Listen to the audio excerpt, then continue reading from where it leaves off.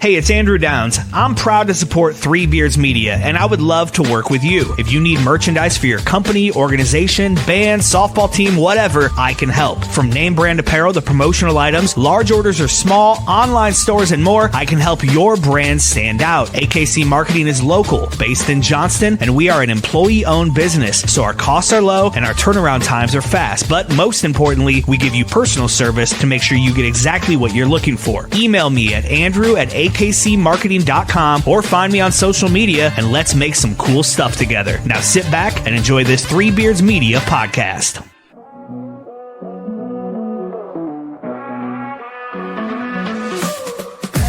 Bags hit the road again. 2 mics, 1 train, and a long time plan. From the bright lights flashing down in Old Sin City to a 2-train minimum in the town so great. Cars non-stop on the interstate.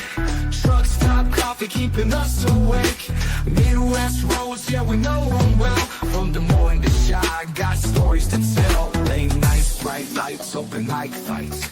Killing on stage, then it's back to the flight. From the cornfields to the Vegas Strip. Ain't no state where we don't fit. Billy and Willie's workshop, welcome inside. Where the jokes are sharp and the laughs collide. From the neon glow to the small town dive. Comedy's the road that keeps us alive. Billy boy, what up? Hi, Willie. Hi, Billy. What you know? Let Let me make my screen bigger so I can see me better. I'm There. I don't know shit. You don't know that Oh, you know what? thing, I went and saw Greg Warren the other day. Oh, did you really? Why didn't you call me? I would have went with you. Kind of.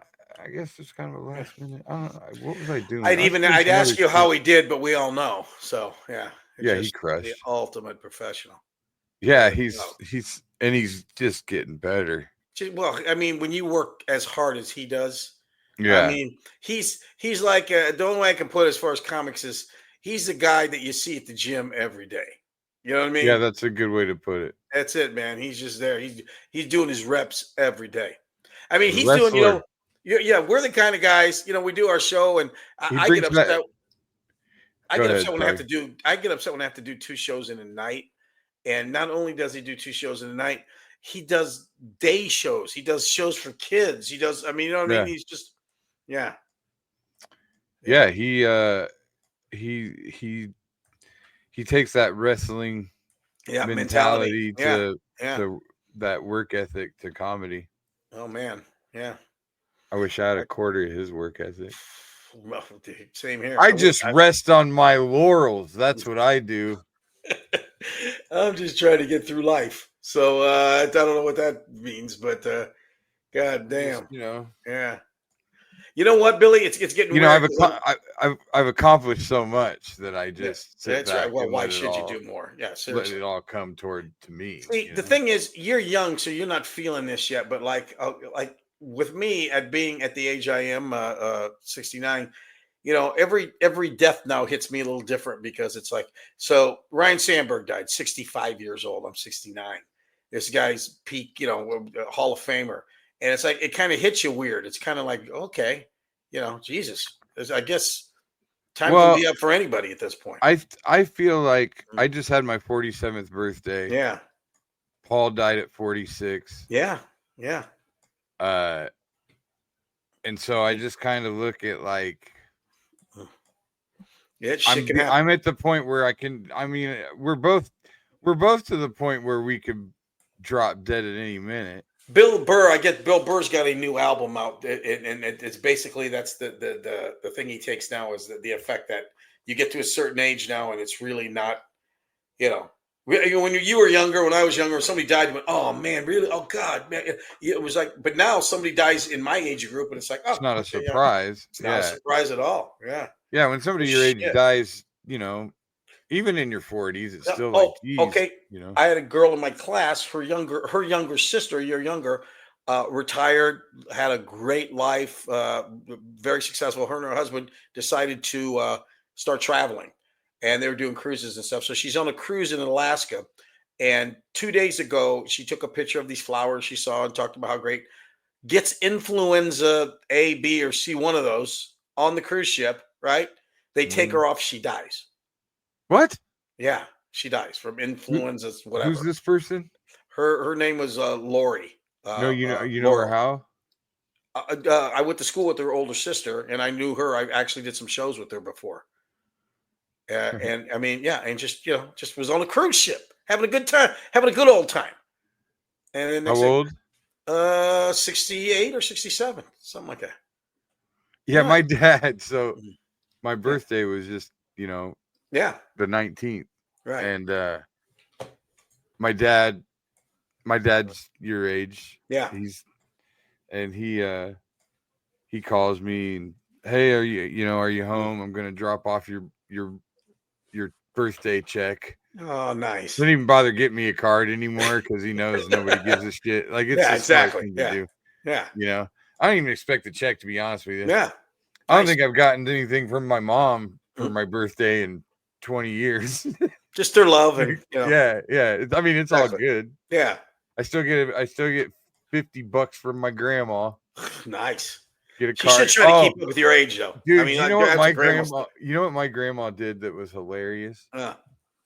Well, here, just don't let me forget. I'll get to that. But so my Yeah. dad calls. He's gonna drop the check off, and he comes with the check, and he has an envelope that has pictures of my grandma, his mom, who she died. Well, she was 90 when she died, and it was a good 10, 15 years ago. But anyway, it was pictures of her holding my son in the hospital. Oh, nice. My graduation announcement Yeah. program from the ceremony. Mm-hmm. It was all so weird to look at shit like that, all yellow, yeah. shitty looking, like when you looked at your dad's stuff. Oh, Like, yeah. oh man, look how old this fucking thing is. I was looking at it like, man, this thing's fucking yellow. It wasn't yellow. Oh, wow. But then, Well, that's cool. He kind of kept it all, though. yeah, well, and so he's Yeah. giving it to me, and he's like, he goes, here, I had all this stuff, pictures of grandma, and Mhm. he's like, I was like, I don't know why I should have them. I figured you should have them. Mhm. And I was like, what, Yeah. you mailing it in? You fucking walking into the woods? What are you It's right. doing? It's right. You be the one to throw them away. That's Yeah, right. exactly. He's like, Yeah. he's Exactly. like, I don't know. Well, Oh, all man. right. Pictures of grandma. That's cool. Yeah. But so my other my living grandmother, Mm-hmm. I've got one grandparent left. Oh, yeah. And yeah, she's my Hawkeye fan grandma. Yeah. She's Oh, yeah. That's the one that sends goes to me- the games. So that's when you Well, start did, going. yeah. When She's you were the a one kid. that got me Yeah. started, yeah. And Yeah. she sends me W's every time we win. Oh, She that's also cool. she also sends me W's when Caitlin Clark wins. Yeah. But I'm if sure the Fever wins without Caitlin Clark, she doesn't send me a W. I love it. She's like every grandparent that's around anymore. Yeah. Yeah. Yeah. So this is what she did that was hilarious. She sends me a card that was like a penguin. Actually, I think I have it over here. Let's see if I can reach it.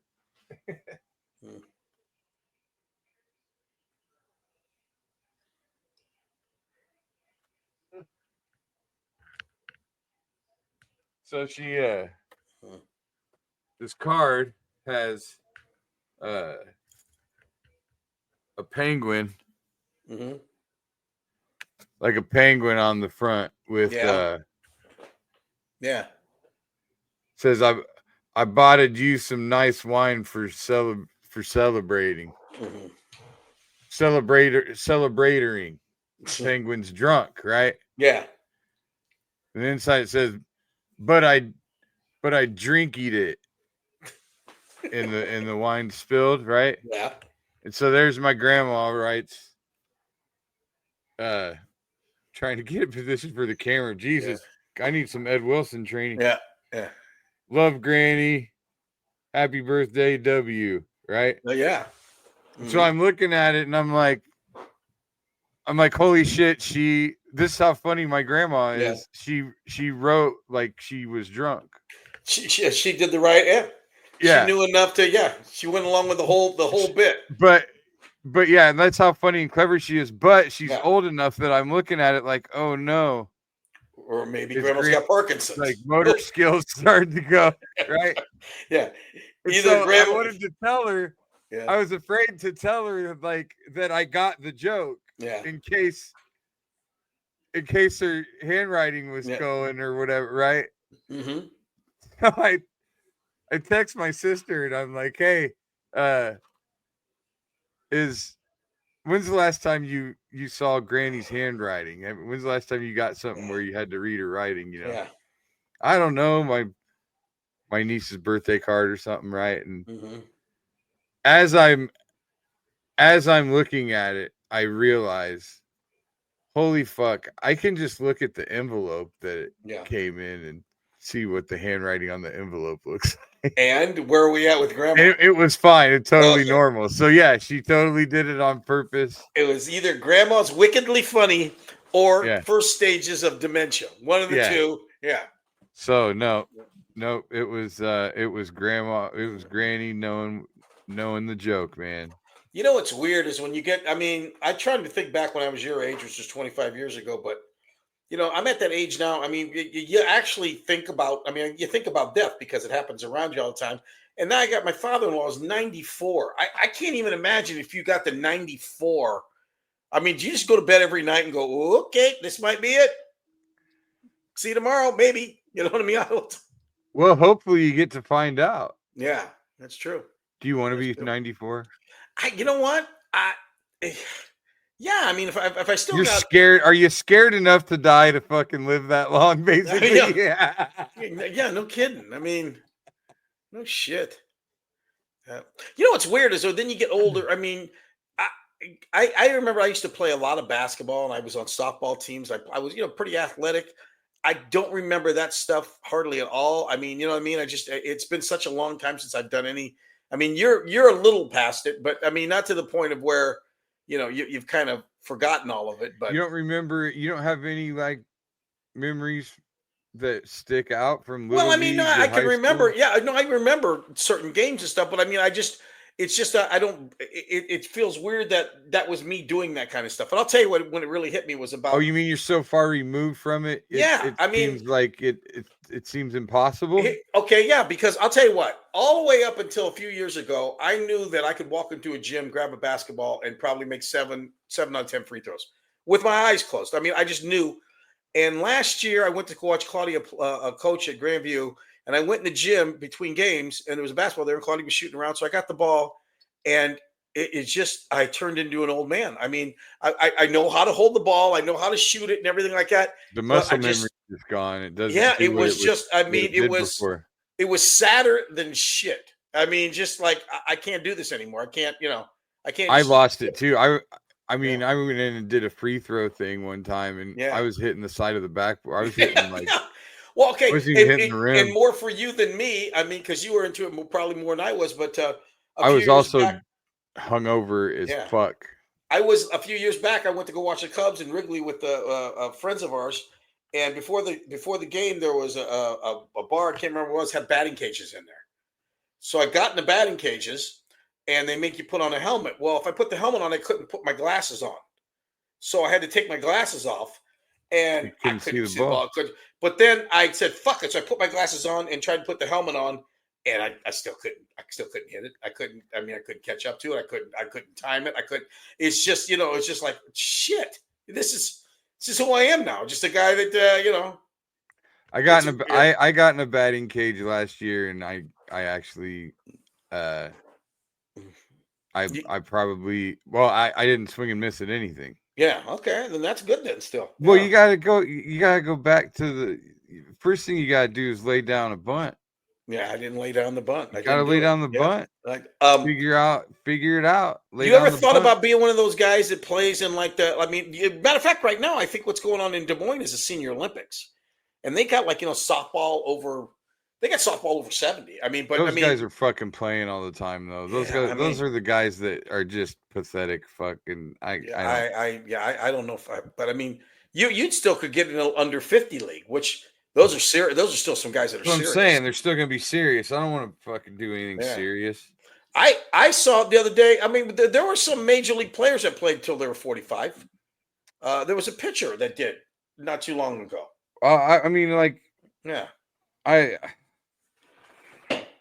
I stopped playing. Like when I got back from college, all my Yeah. friends wanted me to play on their softball teams, and I Yeah. did. Yeah.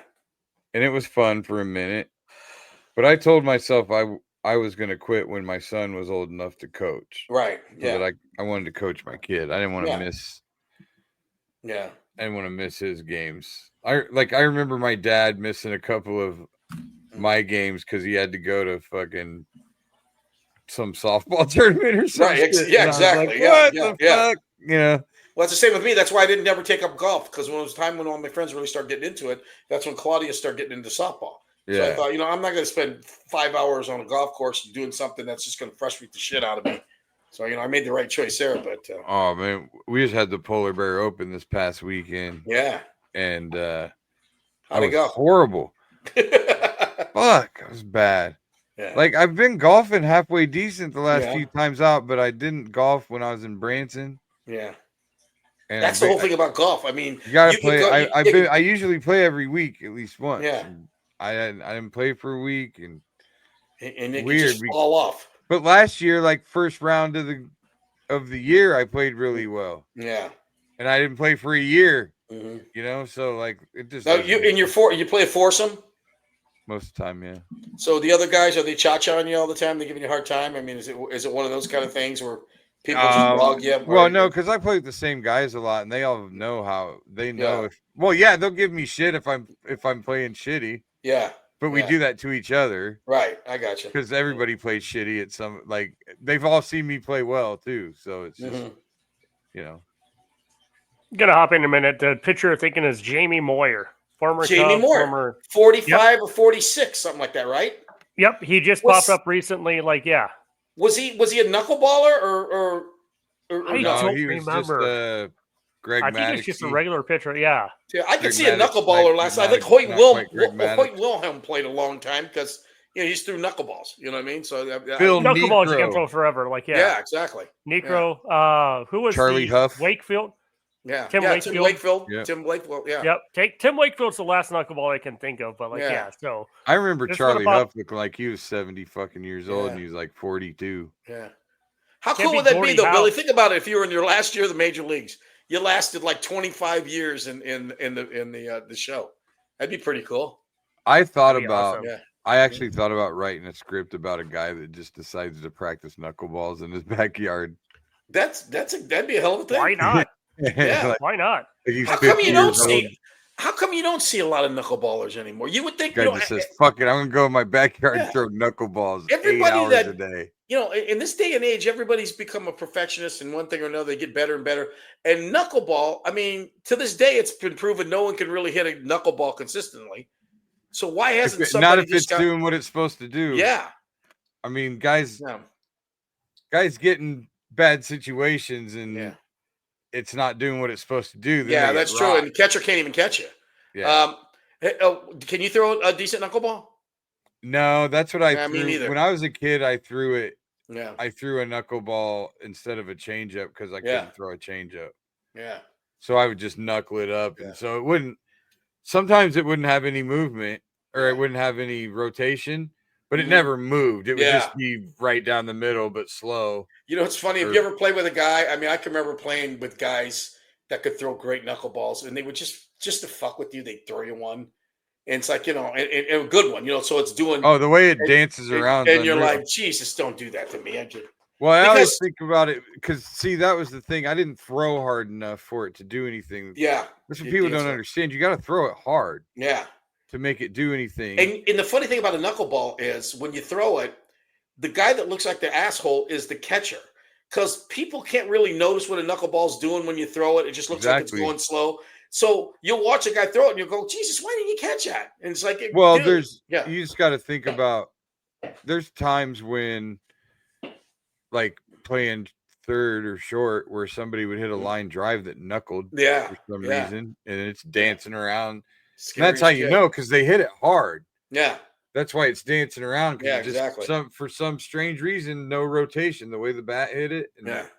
That's weird. So, I mean, I can recall making errors here and there when that would happen. Really? Let's write that movie. Let's write the knuckleball movie. The Knuckleballer. And you know what the name of the movie would be? The Knucklehead. knuckleballer. No, Knucklehead. Knucklehead. Yeah. Because the guy's like a goof anyway. Yeah, But- he's a good, and he like gets a bet with his friends. Yeah. And Him and he his ends friends up. have a bet Mhm. because he's one of them. Dude, like he gets drunk and just talks about how he can do anything he sets his mind to. Yeah. But he never Exactly. had. You know, they're all sitting in the bar, and they're like, "Oh yeah, like the time you said you were gonna be a detective." And then you threw up at the first crime scene. That's right. That's right. Yeah, Or exactly. like the time where Yeah. you were gonna be a flair bartender and you set that lady's hair on fire with a martini. Yeah, he's tried all a bunch of different shit. And then they do just, flashbacks of those moments happening, you know, and they're real slapsticky. Yeah. Like the time you said you were catches going the to chick's hair juggle on fire. You said you could juggle chainsaws, and that's why you only got 3 fingers on that one hand. Yeah. But yet, I can throw a good knuckleball with it. Of course, you need the hole like that. All right. Well, some guys some guys threw it with 3 fingers. Yeah. Yeah. Actually, I think Charlie Huff threw it with 3 fingers. Yeah. I think he threw it like this. Yeah. So there you go. There's the movie, Knucklehead. And you could actually play the head role, the lead role. Of course I could. Bill Blank as the Knucklehead. I'm the perfect age, and my shoulder fucking sucks. I'll be the gravelly old coach and A-ball. No, you're my dad, and I gotta convince you to sit on a bucket out back and catch my knuckleballs. And I just got 2 black eyes with tape over my nose. You just keep getting, man. My old man was the best. So like flashbacks of Little League, and you keep saying to me every day, "Dad, piss beat out of you." You'd be like, "Dad, please put on the mask I bought you. I ain't no pussy." Master pussies. Then you buy me a giant glove that like the guy from the Indianapolis Clowns used to wear at first base.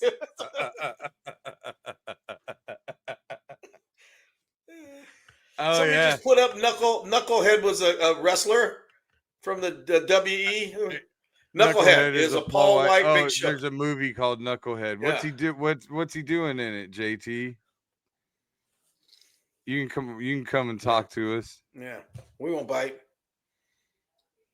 What's Knuckle? You're muted.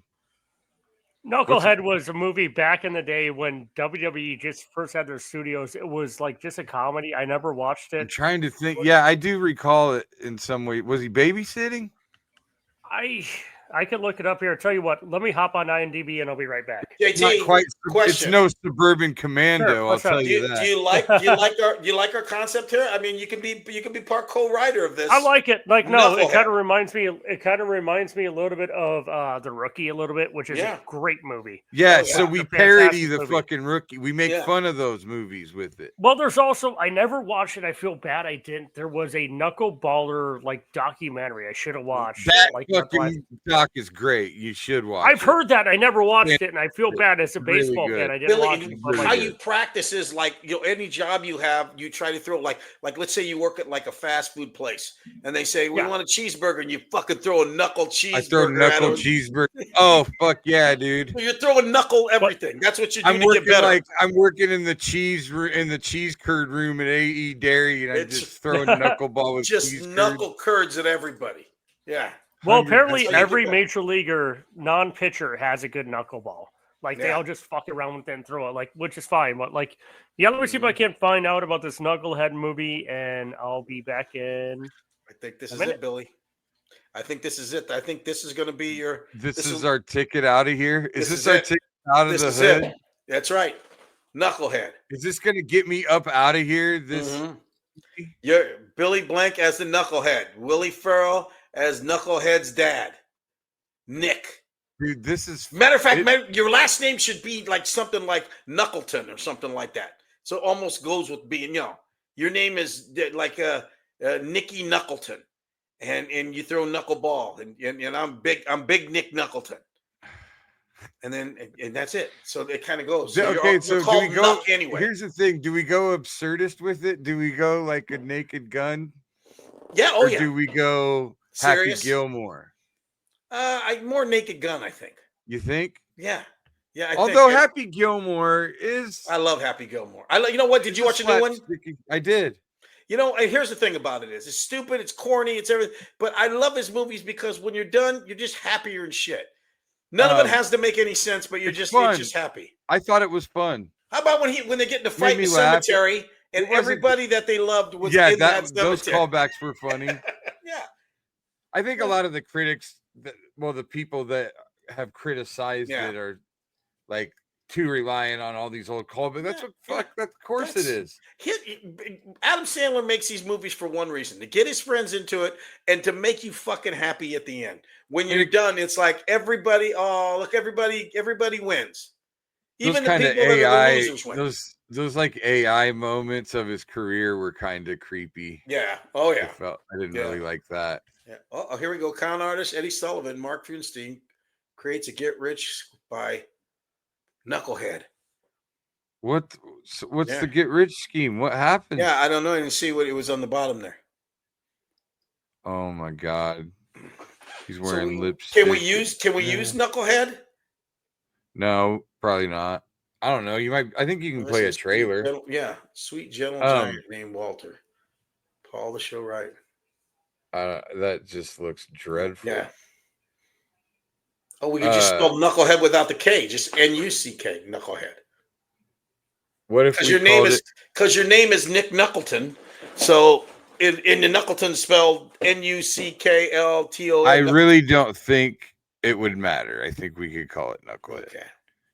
There's all kinds of repeat title movies. Name the character Knuckleton, but make it a running joke that he always saying in French and pronounce it nucleatones. Oh, I like That's funny. I like that. Yeah. I do like that. Good call, Tanner. You know what? I'm telling you what. I think nucleatone. It's nucleatone. Like Frankenstein. Yeah. The guy comes up to bat. Yeah. Oh, I'm hammering this one, Knuckleton. He fucking stared down. Yeah. It's nucleatone. That's right.